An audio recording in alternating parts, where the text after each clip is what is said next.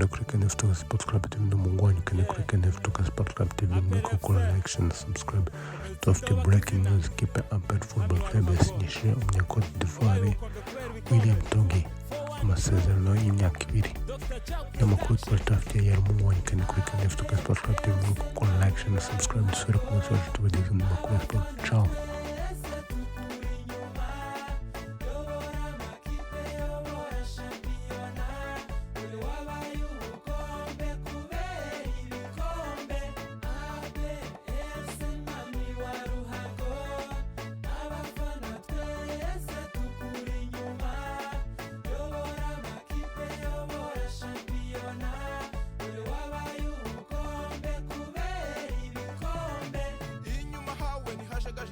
uzibarize zamu na myugariro hagati hawe ni nk'urutare nuwazana inkuba ntiyahamena barutahizamu baracugusa ku kibuga twese tugasuruka aperi yacu waramamaye aperi yacu hora ku isonga komeza ubacenga ubatesha umutwe komeza ubatsinda ubatesha umutwe wambara neza mu kibuga ibara ry'umweru n'umukara aperi yacu uradushimisha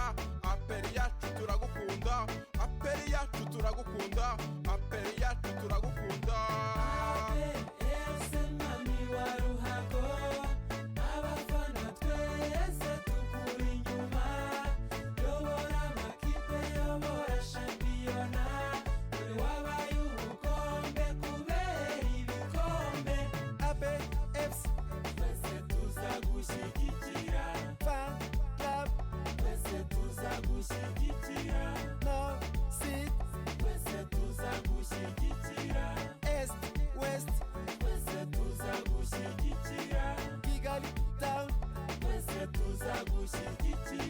komite yose twese tuzagushyigikira ape president turagushyigikiye oye ape turagushyigikiye ape ese mami wa ruhago abafana twese tukuri inyuma yobora amakipe yobora shampiyona dore wabaye ubukombe kubera ibikombe tamba tamba tamba tamba tamba tamba oh aperi tamba zunguru kuchenge tamba sindi bitego tamba oh aperi tamba zunguru kuchenge tamba sindi bitego tamba aperi FC tamba aperi FC tamba kipe yacu kipe dukunda uradushimisha sindi bitego sindi bitego kipe dukunda aperi FC aperi FC mami wa ruhago abafana twese tukuri inyuma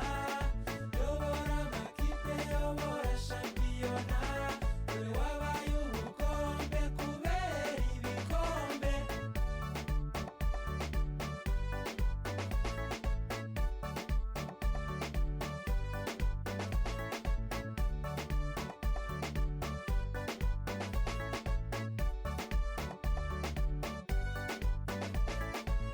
ese mami wa ruhago abafana twese tukuri inyuma yobora amakipe yobora shampiyona dore wabaye ubukombe kubera ibikombe